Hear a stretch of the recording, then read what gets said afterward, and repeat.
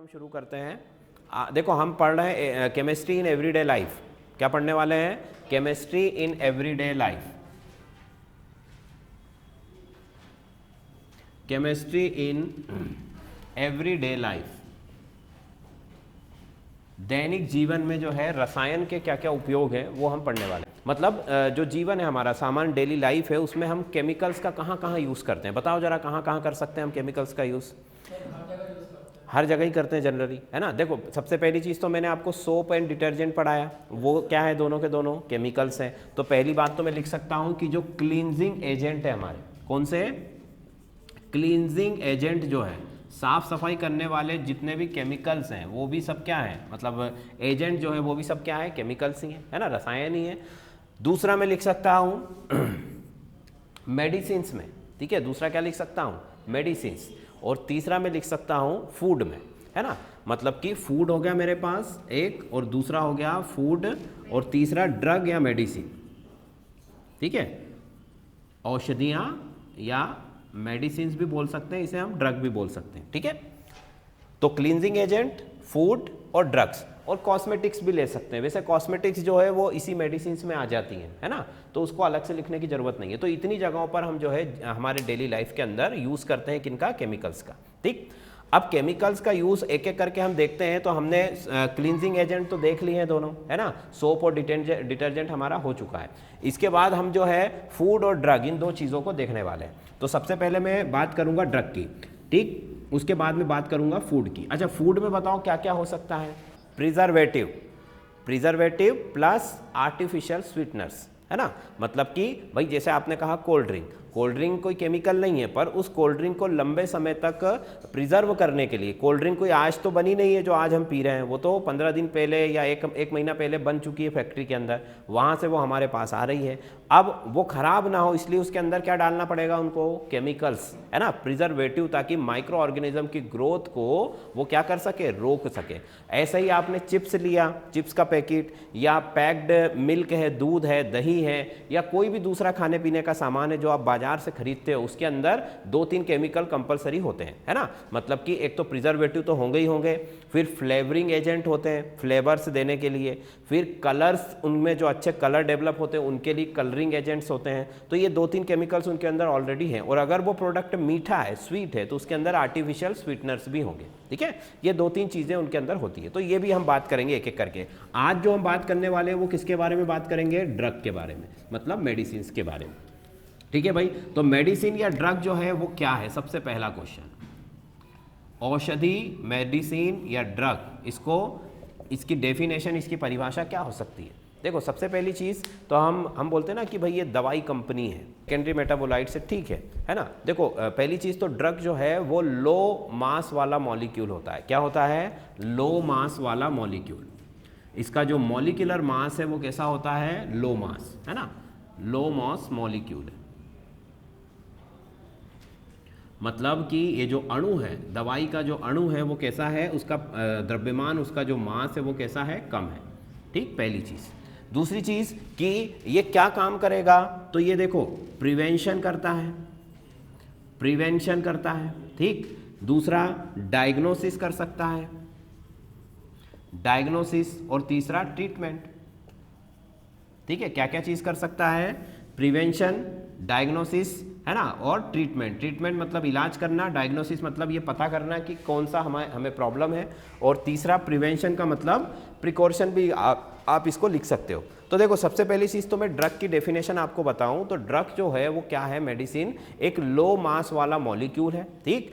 और ये जो लो मास वाला मॉलिक्यूल है ये क्या काम कर रहा है? ये लो मास वाला मॉलिक्यूल ये आपके अंदर जो है या तो प्रिवेंशन करेगा, मतलब आपको बीमारियों से बचाएगा, ठीक है। अगर आपको कोई डिसीज़ है तो उसके डायग्नोसिस में भी हेल्प करेगा, है ना। लैब में कई तरह की टेस्टिंग होती है तो वहाँ पर भी कई सारे केमिकल्स यूज़ किए जाते हैं, ब्लड टेस्टिंग हो, यूरिन टेस्टिंग हो, कोई भी हो, ठीक।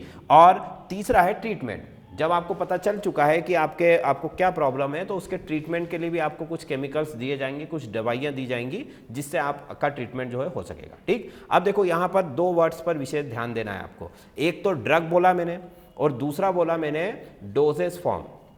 क्या बोला? Doses form. डोजेस फॉर्म और ड्रग, भाई मार्केट में जितनी भी आपकी जो मेडिसिन अवेलेबल है ना, वो सब के सब क्या है? वो सब के सब डोजेस फॉर्म है। क्योंकि हम कहते हैं ना कि भाई दवाई बनाने वाली कंपनियां हैं, तो एक्चुअल में जो मेडिसिन है, जो दवाई है, उसको कोई बनाता नहीं है ना। वो क्या बायोलॉजिकली मतलब प्लांट्स या एनिमल्स के थ्रू हम उसको क्या कर रहे हैं? एक्सट्रैक्ट कर रहे हैं। क्या कर रहे हैं? एक्सट्रैक्ट। जैसे मान लो हमें कोल्ड के लिए कोई टेबलेट बनानी है, तो हमने क्या किया है भाई? देखो आज की डेट की अगर मैं बात करूं तो उसके इफेक्ट को बहुत ज़्यादा बढ़ाने के लिए भी केमिकल्स यूज़ किए जाते हैं। जैसे मान लो तुलसी है, अदरक है, इसके अंदर कोल्ड को दूर करने की प्रॉपर्टी है ना। तो उनका हम कहते हैं ना अर्ग निकाल लेते हैं, उनका जो एक्सट्रैक्ट है उसको निकाल करके और फिर उसके साथ केमिकल्स को बाइंड करके और एक डोजेस फॉर्म बना दिया जाता है, जिससे कि वो लंबे समय तक यूज़ हो सके, है ना। पड़ा रहेगा मेडिकल्स में, वो कभी ख़राब भी नहीं होगा। सर्दी की एक गोली लो, वो चीप हो जाता है, मतलब कि उसकी कीमत बहुत ज़्यादा कम हो जाती है। दूसरा कि वो कई तरीके के वेरिएंट उसके अंदर आते हैं, मतलब ओरली भी आप उसको ले सकते हो, उसका इंजेक्शन भी आप लगवा सकते हो, है ना। उसको पेरेंटियल रूट बोलते हैं, ये आपका ओरल रूट हो गया, है ना। इस तरीके से कई तरीके के रूट्स के थ्रू वो आप बॉडी में उसको इनटेक कर सकते हो, ठीक। तो ड्रग का मतलब ऐसा मॉलिक्यूल जिसमें क्या क्या चीज़ें हो, जो प्रिवेंशन करता है डिजीज से, डायग्नोसिस कर सकता है और ट्रीटमेंट कर सकता है, ठीक। और उसका जो मास है वो कैसा रहेगा? Low molecular mass. इतनी चीज़ क्लियर है ना। औषधि को कभी भी बनाया नहीं जाता है, औषधि को क्या किया जाता है? मॉडिफाई किया जाता है। हम ऐसा बोल सकते हैं कि उसको मॉडिफाई आप कर सकते हो, ठीक है। कंप्लीटली उसका जो मैन्युफैक्चरिंग है वो नहीं कर सकते आप। चलो फिर इसके बाद देखो, तो अगली बात करूं तो अगर मैं किसी केमिकल का यूज़ करता हूं किसी बीमारी के इलाज के लिए, किसी डिजीज़ के ट्रीटमेंट के लिए किसी केमिकल का यूज़ करूंगा, तो उसको मैं क्या कहूँगा? उसको मैं कहूँगा कीमोथेरेपी। क्या कहूँगा उसको मैं? कीमोथेरेपी। कीमोथेरेपी वर्ड सुना होगा आपने, है ना। पर उसका जनरली मतलब ये नहीं है कि सिर्फ कैंसर में ही यूज़ होगा, है ना। कीमो का मतलब केमिकल और थेरेपी का मतलब इलाज करना। तो कीमोथेरेपी का मतलब क्या हो गया कि जब केमिकल्स के थ्रू आप इलाज कर रहे हो, है ना, तो वो क्या कहलाएगी? कीमोथेरेपी कहलाएगी। बात क्लियर? ठीक, इतनी बात समझ में आ गई सबको। अब देखो आगे चलो, chemotherapy, prevention, diagnosis, treatment, fine. चलिए नेक्स्ट जो है, अब मैं बात करूंगा यहां पर ड्रग के क्लासिफिकेशन की, ठीक है। Classification of drugs, classification of drug, ठीक है। औषधियों का वर्गीकरण, औषधियों का वर्गीकरण। तो देखो औषधियों का जो वर्गीकरण है वो कई, अभी हम केवल केमिकल्स ड्रग्स की बात कर रहे हैं। देखो वैसे अगर मैं सिस्टम की बात करूं तो सिस्टम दो तीन तरीके के हैं। एक आयुर्वेदिक सिस्टम चलता है, एक उसके बाद में हमारा एलोपैथिक है ही सही, है ना, यूनानी है एक सिस्टम, है ना, और एक होता है नेचुरोपैथी, मतलब नेचुरल सिस्टम जिसको हम कहते हैं। तो देखो इनके बारे में भी मैं आपको थोड़ा थोड़ा बता देता हूँ। आयुर्वेद के बारे में तो आपको सबको पता ही होगा कि आयुर्वेद क्या है। आयुर्वेद जो है, इंडिया जो हमारा कंट्री है उसके द्वारा डेवलप किया गया एक सिस्टम है, जिसमें हम नेचर से डायरेक्ट जो है वो, भाई आयुर्वेद के साइड इफेक्ट क्यों नहीं होते? क्योंकि उसमें कोई केमिकल हम डाल नहीं रहे। पर उसके लिए हमें क्या कीमत चुकानी पड़ती है कि आयुर्वेदिक जो मेडिसिन हैं उनकी टाइम, एक तो उनको ज़्यादा लगता है इफेक्ट देने के लिए, दूसरी चीज़ हम उनको लंबे समय तक रख नहीं सकते हैं बिना किसी प्रिपरेशन के। भाई जैसे मैंने तुलसी की पत्ती का अर्ग बनाया तो उसको मैं ज़्यादा देर थोड़ी रख पाऊंगा, वो तो ख़राब हो जाएगा। आज की डेट में उनकी पैकिंग करके और उनमें कुछ एडिसिव्स मिला करके और उनको लंबे समय तक हम स्टोर कर सकते हैं। तो देखो आयुर्वेदिक एक ऐसा सिस्टम है जो इंडिया ने डेवलप किया है, पहली चीज़। दूसरी चीज़, इसमें दो तीन ऐसे आपके ग्रंथ हैं या बुक्स हैं जिन पर वो पूरा बेस्ड है, जैसे कि चरक संहिता है ना। इसके बाद में सुश्रुत संहिता, वो तो मतलब उसमें सर्जरी वाला उसमें पूरा पोर्शन है, ठीक। और इस तरीके की बहुत सारी चीज़ें उसके अंदर, दो तीन बुक्स हैं और उसी बुक्स के ऊपर पूरा आयुर्वेद की जितना भी ज्ञान है उसके अंदर लिखा हुआ है, ठीक। वो आयुर्वेदिक मतलब नेचुरल से चीज़ों को लेना और उनका औषधि के रूप में उपयोग करना, ठीक। इसमें जंतु भी है और उसमें पौधे भी हैं, सारी चीज़ें हो गई। दूसरा आता है हमारा एलोपैथी, जिसको हम पढ़ने वाले हैं अभी, जिसको हम केमिकल्स कहते हैं, ठीक। तीसरा जो है यूनानी जो सिस्टम है पूरा, है ना। यूनानी सिस्टम मतलब कि जो अरब कंट्रीज़ हैं, है ना हमारी, वहाँ उस एरियाज़ में जो है मिडिल ईस्ट में वो सिस्टम जो है चलता है। उसके बाद में होम्योपैथी भी होता है ना, वो भी एक सिस्टम है। वहाँ पर भी कई अलग अलग तरीके के प्रिंसिपल्स हैं, उन सभी में अब मैं डिटेल में नहीं जाऊँगा। और एक होता है नेचुरल। नेचुरल मतलब कि ऐसा सिस्टम जो कि हमारे जो जिनको हम कहते हैं ना ज्ञानी मुनि ऋषि लोग जो थे उनके द्वारा डेवलप किया गया है ना, मतलब कि वो कोई एक्सपर्ट नहीं थे, उन्होंने अपने जो लाइफ के एक्सपीरियंस थे वो उसमें लिख रखे हैं, है ना, कि भाई मुझे जब मान लो कोई बीमारी हुई, मैंने इस चीज़ का यूज़ किया तो मैं ठीक हो गया। ऐसे करते करते उन्होंने अपने जीवन भर के जो एक्सपीरियंस है वो वहाँ पर शेयर किए, है ना, तो उसको हम नेचुरलपैथी बोलते हैं। अब आयुर्वेद और इसमें अंतर क्या हो गया कि आयुर्वेद जिन्होंने लिखा है या जिन्होंने समझाया वो उस फील्ड में एक्सपर्ट लोग थे, है ना, पर ये लोग एक्सपर्ट नहीं थे। इन्होंने जनरली अपने जीवन में होने वाली या दूसरों के जीवन में होने वाली घटनाओं को वहाँ पर लिखा है और उसी के थ्रू वो ट्रीटमेंट करते हैं। ठीक, तो फिलहाल आज हम बात करने वाले हैं क्लासिफिकेशन ऑफ ड्रग, जो हमारा एलोपैथी। अच्छा, एक और चीज़ बताओ, हम कहते हैं ना जनरली कि अंग्रेजी दवाइयों के साइड इफेक्ट होते हैं कि नहीं होते हैं? जो एलोपैथिक ड्रग्स है हमारी, उन सबके साइड इफेक्ट होते हैं। क्यों होते हैं साइड इफेक्ट? केमिकल्स तो हैं, ठीक है, केमिकल किस तरीके के केमिकल्स? देखो, ड्रग भी एक केमिकल ही है, उससे हमको कोई दिक्कत नहीं है। वहाँ पर जब हम डोजेज फॉर्म बनाते हैं, जैसे मान लो मैंने एक टेबलेट बनाई, तो टेबलेट में मैं क्या करूँगा कि ड्रग का जो परसेंटेज है वो तो केवल 5 या 10% ही होता है ना, बहुत अच्छी कंपनी है तो 15-20% तक जा सकता है, और बाकी का जो 80% है वो उसमें दूसरी चीज़ें होती हैं। दूसरी चीज़ें जैसे प्रिजर्वेटिव होंगे, कलरिंग एजेंट्स होंगे, है ना, बाइंडर्स होंगे, सबसे ज़रूरी टेबलेट को बाइंड करने के लिए, है ना, तो ये जो केमिकल्स उसमें डाले जाते हैं इसकी वजह से वो क्या करती है, साइड इफेक्ट देती है। ठीक, तो एलोपैथी में साइड इफ़ेक्ट होते हैं और इसीलिए बहुत ज़्यादा इसके जो है हम कह सकते हैं कि टेस्टिंग वगैरह ट्रायल्स बहुत सारे होते हैं और उसके बाद वो मार्केट में आती है। और आयुर्वेदिक में ऐसा कुछ नहीं है ना, फ़ायदा अगर आपको नहीं भी हुआ तो नुकसान तो आपको कुछ होने वाला नहीं है। ठीक, चलो अब वर्गीकरण में पहला मैं लिखता हूँ कि on the basis of therapeutic effect. ठीक है, on the basis of therapeutic effect. दूसरा, on the basis of structure. ठीक है, स्ट्रक्चर के आधार पर इसका वर्गीकरण हम कर सकते हैं। Therapeutic effect. ठीक है, अगला है on the basis of drug action. Drug, ठीक है, ड्रग किस तरीके से एक्शन करती है बॉडी में, उसके बेसिस पर हम इसको बांट सकते हैं। और एक और है, इसमें वैसे तो बहुत सारे हैं पर जो मेजर क्लासिफिकेशन है वो मैं लिख रहा हूं। एक और हम लिख सकते हैं कि on the basis of drug target interaction. ठीक है, ये 2-3 टाइप हमारे हो सकते हैं। देखो, हिंदी में भी बता देता हूं मैं एक बार। ऑन द बेसिस ऑफ मतलब कि थेरापेटिक इफेक्ट। थेरापेटिक इफेक्ट का मतलब होता है बीमारी को दूर करने वाला प्रभाव, है ना। भाई ड्रग क्या करती है, जो भी आप मेडिसिन लोगे आपकी जो भी प्रॉब्लम है उसको क्योर करेगी, उसको हटाएगी, तो वो जो उसको बीमारी को दूर हटाने वाला जो प्रभाव है उसी को हम क्या कहते हैं, थेरापेटिक इफेक्ट। इसको मैं अभी और अच्छे से समझाऊंगा। स्ट्रक्चर का मतलब क्या है, संरचना। तो संरचना के आधार पर भी हम उसका वर्गीकरण कर सकते हैं। संरचना कैसे है भाई, अलग अलग तरीके के केमिकल हैं, अलग अलग तरीके के कंपाउंड हैं, तो उन सबके स्ट्रक्चर जो केमिकल स्ट्रक्चर्स हैं वो भी कैसे हैं, सब अलग अलग हैं, तो उसके बेसिस पर हम उसको बांट सकते हैं। फिर दूसरा, on the basis of drug action. Drug किस तरीके से बॉडी में एक्शन कर रही है, जैसे कि मान लो मैंने टेबलेट खाया तो मुझे इफेक्ट दिखने में 1-1.5 घंटा लगेगा, बट अगर मैंने उसी ड्रग का इंजेक्शन ले लिया, पेरेंटियल यूज़ कर लिया, तो इफेक्ट जल्दी हो जाएगा। हुआ कि नहीं हुआ? तो मतलब कि यहाँ पर ड्रग के एक्शन में क्या हो गया, अंतर आ गया। पहले ड्रग अंदर जाएगी, टेबलेट डिजॉल्व होगी, एब्जॉर्ब होगी, तब जाकर के एक्शन मिलेगा। और यहाँ पर सीधे के सीधे क्या कर दिया उन्होंने, आपकी जो वेन्स है उसके अंदर उसको इंजेक्ट कर दिया, तो दोनों में डिफरेंट हो जाएगा। फिर टारगेट ड्रग टारगेट इंटरेक्शन। भाई जैसे कि मेरा पेट दुख रहा है, मैंने दवाई ली पेट की, अब सिर भी दुख रहा है तो दो भी दवाई तो मैं मुंह से ही लूंगा ना, डायरेक्ट सिर में तो हम कुछ डाल नहीं देंगे। तो सारे जो टारगेट ऑर्गन, ड्रग जो है काम वहीं पर जाकर करेगी जहां उसकी ज़रूरत है।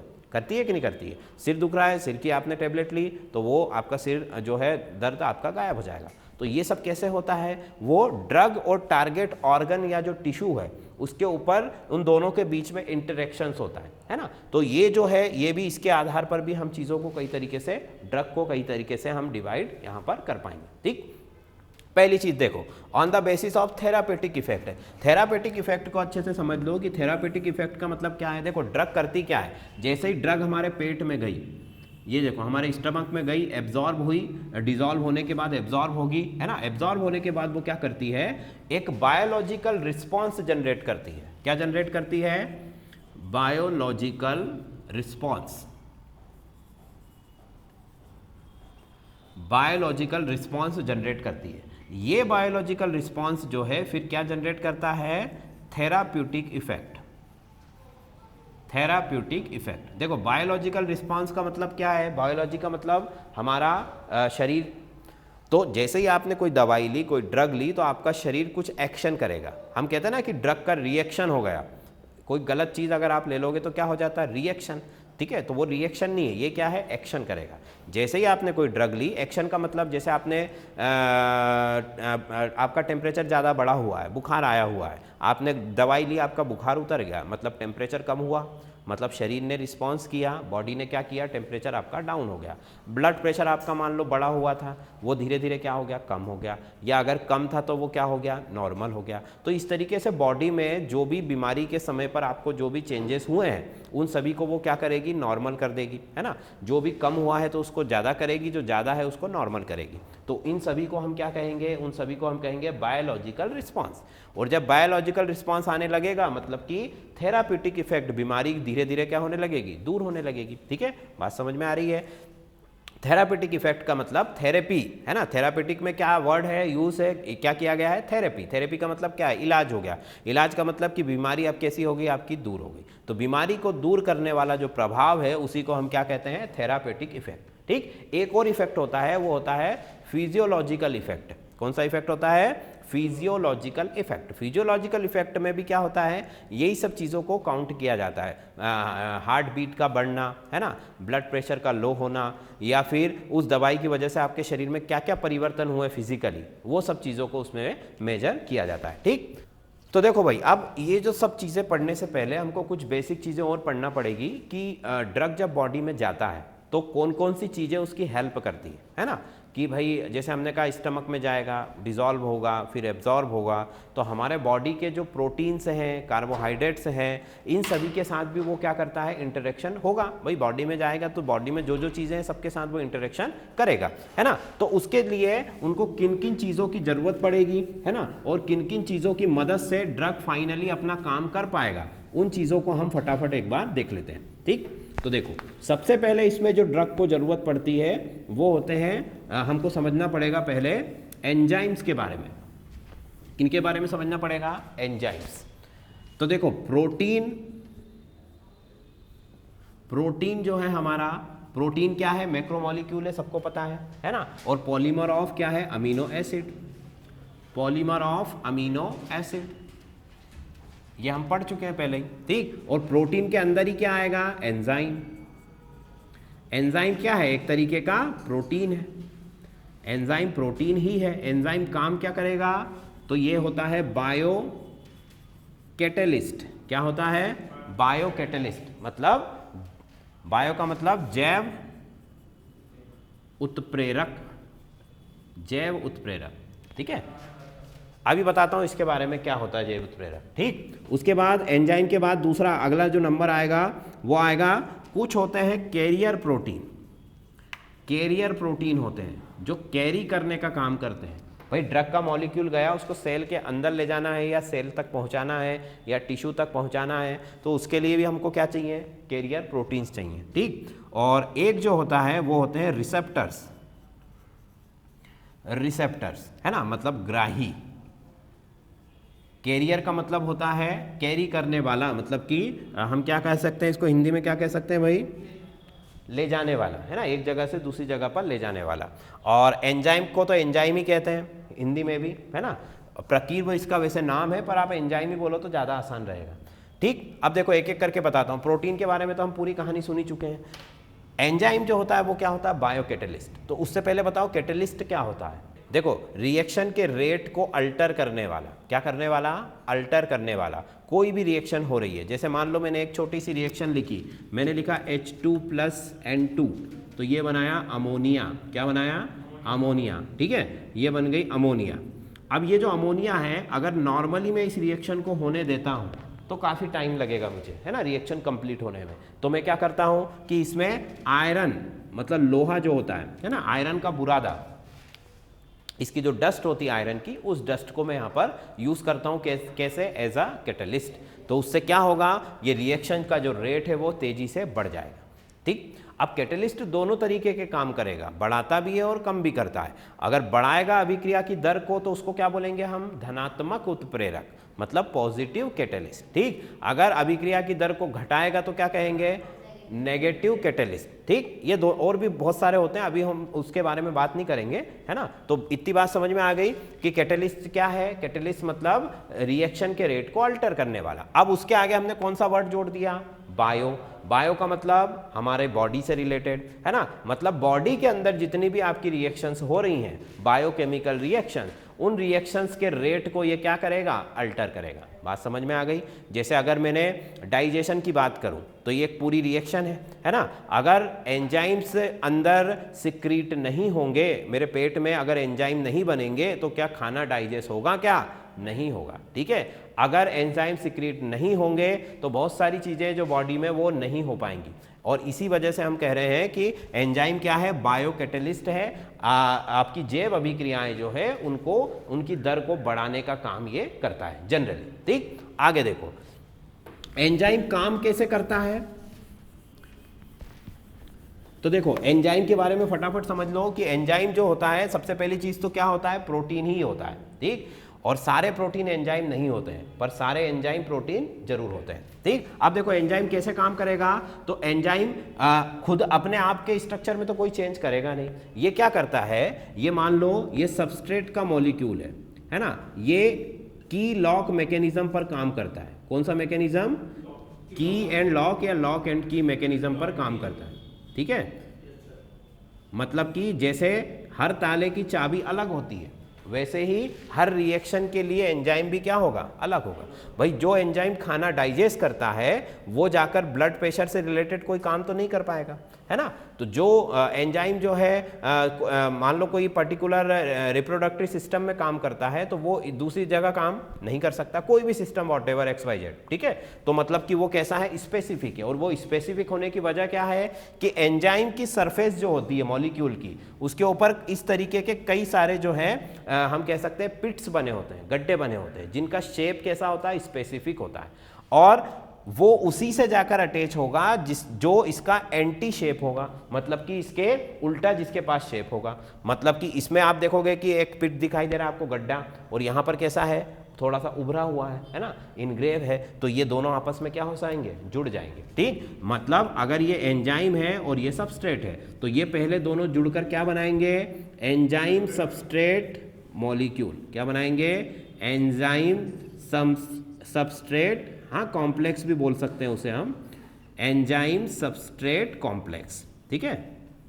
ये जो मॉलिक्यूल बना है बीच में, इसको हम कहते हैं एंजाइम सबस्ट्रेट कॉम्प्लेक्स, फाइन। अब क्या होगा आगे, अब सबस्ट्रेट तो किसमें, भाई ये जो आपका सबस्ट्रेट था, है ना, मतलब ये जो रिएक्टेंट था ये किसमें कन्वर्ट हो जाएगा, प्रोडक्ट में। रिएक्शन क्या कर रही है, रिएक्शन में तो क्या होता है, रिएक्टेंट प्रोडक्ट में कन्वर्ट होता है, मतलब अभिकारक किसमें परिवर्तित होगा, उत्पाद में। यही होता है ना, किसी रासायनिक अभिक्रिया में क्या होता है कि अभिकारक किसमें परिवर्तित होता है, उत्पाद में। तो ये अभिकारक जो है रिएक्टेंट, ये किसमें चेंज हो गया, प्रोडक्ट में। ये प्रोडक्ट बन जाएगा, और प्लस आपका जो एंजाइम है ये एज इट इज यहां पर आ जाएगा, मतलब एंजाइम में कोई भी चेंज नहीं होगा।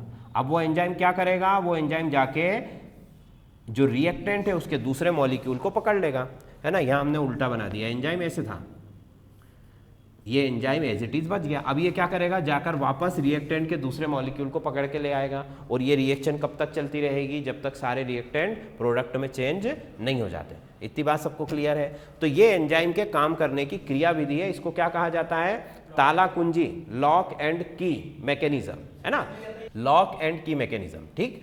तो अलग अलग समय पर जो है ये अलग अलग एंजाइम अपने अपने हिसाब से अपने सबस्ट्रेट के साथ काम करते हैं, ठीक भाई। अब देखो अगली चीज मैं बताता हूं आपको। ये तो हो गया आपका एंजाइम। अगला हमने क्या लिखा था? अगला हमने लिखा था, मान लो रिसेप्टर्स के बारे में बात कर लेते हैं, जो कि बहुत इंपॉर्टेंट है ना। रिसेप्टर्स जो होते हैं वो क्या होते हैं? रिसेप्टर जो है मेरे पास क्या होंगे, देखो जरा, कि ये मेरी मान लो सेल वॉल है, सेल मेम्ब्रेन है, सॉरी, है ना, क्योंकि सेल वॉल तो प्लांट्स में होती है, अभी प्लांट्स की बात नहीं कर रहे हैं हम, अभी हम केवल एनिमल्स की बात कर रहे हैं। तो ये मेरी सेल मेम्ब्रेन है, देखो ये सेल है ना, और ये सेल का जो आउटर मेम्ब्रेन है उसी को हम क्या कहते हैं? Cell membrane. अब सेल मेम्ब्रेन कैसे होती है? तो सेल मेम्ब्रेन जनरली किससे बनती है बताओ? लिपिड और प्रोटीन से। Very good. सेल मेम्ब्रेन किससे बनती है? लिपिड और प्रोटीन से। तो ये देखो, ये कुछ इस तरीके से इसका अरेंजमेंट होता है सेल मेम्ब्रेन में। ये सेल मेम्ब्रेन है, इसके अंदर लिपिड और प्रोटीन मेजर कंपोनेंट है, और उनसे मिलकर पूरी आपकी जो कोशिका की झिल्ली है वो बनती है। ठीक, ये इस तरीके से इसका स्ट्रक्चर होता है। अब इसमें कहीं कहीं पर, है ना, पूरी सेल मेम्ब्रेन में कहीं कहीं पर ऐसे कुछ मॉलिक्यूल्स होते हैं प्रोटीन के, जिनको हम क्या कहते हैं? रिसेप्टर्स कहते हैं। क्या करते हैं वो? मान लो यहाँ पर एक रिसेप्टर का मॉलिक्यूल है, ये इस तरीके से सेल मेम्ब्रेन के बीचों कहीं पर भी हो सकता है। देखो इस तरीके से मैं उसको बनाता हूँ, ये इस तरीके से ये मॉलिक्यूल मैंने बनाया।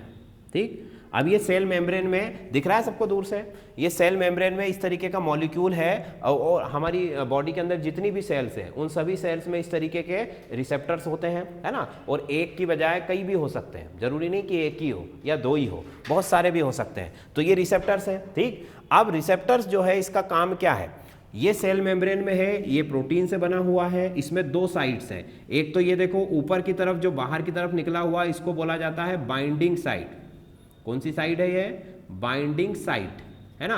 बाइंडिंग का मतलब कि जहां पर हिंदी में इसको बोलते हैं आबंधी। ठीक है, आबंधी साइड का मतलब जगह, है ना। और दूसरी जो साइड है वो रिलीजिंग साइट है। कौन सी साइट है? रिलीजिंग,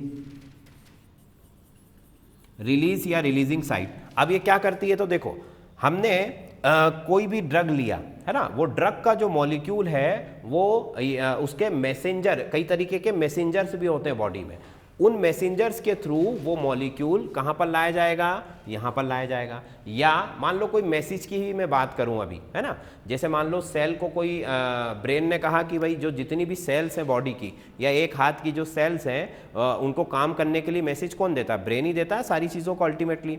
तो अब वो सेल अपना काम कर रही है। सेल का काम क्या है? सेल का काम है एनर्जी प्रोड्यूस करना, है ना। उसके अंदर क्रेब्स साइकिल होता है, ग्लाइकोलिसिस होता है, बहुत सारी चीज़ें होती है सेल के अंदर। तो वो सारे काम वो किसके इंस्ट्रक्शन से करती है? ब्रेन के इंस्ट्रक्शन से। अब हो क्या रहा है कि ये जो रिसेप्टर्स हैं ये क्या करेंगे? ये मैसेंजर का जो मॉलिक्यूल आएगा, है ना, मैसेंजर कौन कौन से होते हैं? मैसेंजर हार्मोन्स और न्यूरोट्रांसमीटर्स। कौन कौन से होते हैं मैसेंजर? ठीक है, मैसेंजर जो लेकर आता है मैसेज, उसको हम मैसेंजर कहते हैं, मतलब संदेशवाहक, जो संदेश लेकर आएगा कि इस कोशिका को करना क्या है ना। वो संदेश लेकर आया उसने, उसको हमने कहा मैसेंजर। मैसेंजर कौन कौन से हो गए? हार्मोन, है ना, हार्मोन्स हो गए। और दूसरा हम क्या लिख सकते हैं? न्यूरोट्रांसमीटर। ठीक है, न्यूरोट्रांसमीटर्स, न्यूरोट्रांसमीटर और हार्मोन्स। अब ये जो हार्मोन्स और न्यूरोट्रांसमीटर है, ये जो भी मैसेज को लेकर आते हैं, वो मैसेज का, मैसेंजर का जो मॉलिक्यूल है वो यहाँ पर आकर क्या हो जाता है? बाइंड हो जाता है। किस, कौन सी साइट पर? बाइंडिंग साइट पर। ठीक, बाइंडिंग साइट पर बाइंड हो गया, जुड़ गया। जुड़ने के बाद उसने जो मैसेज लाया था उस मैसेज को वो ट्रांसफर करेगा, और ये जो मैसेज है इस मॉलिक्यूल से होता हुआ कहाँ चला जाएगा? सेल के अंदर। ठीक है, ये पूरी सेल इस तरीके से है हमारी, ये सेल के अंदर चला गया। मैसेंजर का मॉलिक्यूल सेल के अंदर नहीं आएगा, है ना, वो केवल अंदर कौन आएगा? मैसेज आएगा, जिस मैसेज को वो लेकर के आया है। अब आप सोचो हमारे के अंदर कितना अच्छा सारा मैकेनिज्म है ना। तो मैसेंजर मॉलिक्यूल बाहर ही रह गया, वो जुड़ चुका था, और मैसेज अंदर आ चुका है, और जो भी मैसेज आया है सेल उसके अकॉर्डिंग काम करेगी। और इसी जो पूरा सिस्टम है इसी का यूज़ ड्रग भी करती है ना। हर कोशिका तक अगर आपको ड्रग पहुंचानी है तो उसका सबसे अच्छा तरीका क्या है? यही है भाई। जैसे अभी वैक्सीन हमारी बनी कोविड की, तो उसको भी हमने, हमारे पूरे इंडिया में बहुत ज़्यादा वैक्सीनेशन हो रहा है, और उसका सबसे अच्छा रीज़न क्या है कि हमारे पास चेन ऑलरेडी अवेलेबल्स है ना, मतलब गली मोहल्लों तक पहुंचाने के लिए हमारे पास पहले से पूरा सिस्टम अवेलेबल है। ठीक। तो इसी वजह से वो ज़्यादा सक्सेसफुल हुआ है, अदरवाइज हमको अलग से अगर सिस्टम बनाना पड़ता तो फिर वो वैक्सीनेशन इतना पॉसिबल नहीं हो पाता। तो ये भी पहले से एक सिस्टम है ही सेल के पास, उसी के थ्रू सारे काम वो कर रहा है। ठीक, बात समझ में आ गई। बाइंडिंग साइट पर मैसेंजर आकर बाइंड हुआ, उसने मैसेज ट्रांसफर किया, मैसेज सेल के अंदर आ गया। उसके बाद क्या होगा कि ये जो आपका मैसेंजर है, मॉलिक्यूल है, ये यहाँ से निकल जाएगा और ये दूसरा मैसेज लेने चला जाएगा। बात समझ में आ गई। वो भी वेस्ट नहीं होगा, वो फिर दूसरा मैसेज लाएगा और ये प्रक्रिया आपकी चलती रहेगी। ठीक, चलो अब हार्मोन्स और न्यूरोट्रांसमीटर, इनके बारे में भी मैं थोड़ा थोड़ा सा बता देता हूं क्योंकि उनका नाम बीच में आ गया है। देखो हार्मोन क्या होता है, सबसे पहली चीज तो हार्मोन जो है वो बायोमोलिक्यूल्स का ग्रुप होता है। ठीक है, मतलब ग्रुप ऑफ बायोमोलिक्यूल्स। कुछ मॉलिक्यूल्स हैं जिनका ग्रुप है, समूह है, उसको हम क्या कहेंगे, हार्मोन। हार्मोन जो है डक्टलेस ग्लैंड